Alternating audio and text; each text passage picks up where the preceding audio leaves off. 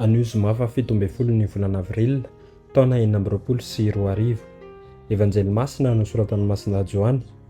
Nalaina tao amin'ny toko fa 17 ny andininy faraka 12 hatramin'ny fa 7. Ankamasino amin'ny fahamarinana izy ireo, ny teninao no fahamarinana. Tamin'izany andro izany dia niandrandra ny lanitra i Jesoa ka nivavaka hoe: Ray masino, Tahirizo amin'ny anaranao izay nomenao ahy, mba ho iray tahaka antsika izy. Raha mbola teo amin'izy ireo aho dia nitahiry azy tamin'ny anaranao.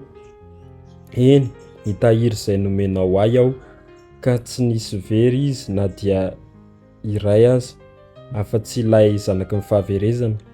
Mba ho tanteraka ny Soratra Masina. Ankehitriny makany aminao aho ka manao izany fangatahana izany dia mbola amin'izao tontolo izao, mba hananan'izy ireo ny fifaliako tanteraka ao aminy. Nomeko azy ny teninao ka halan'izao tontolo izao izy ireo, satria tahaka ny tsy maha-olon'izao tontolo izao ahy no tsy maha-olon'izao tontolo izao azy koa.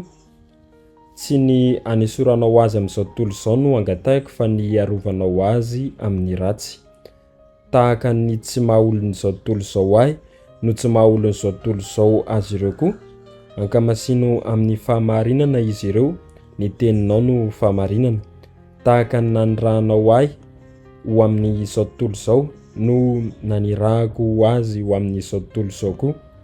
Manamasina ny tenako ho azy ireo aho, mba ho hamasinina amin'ny fahamarinana koa izy.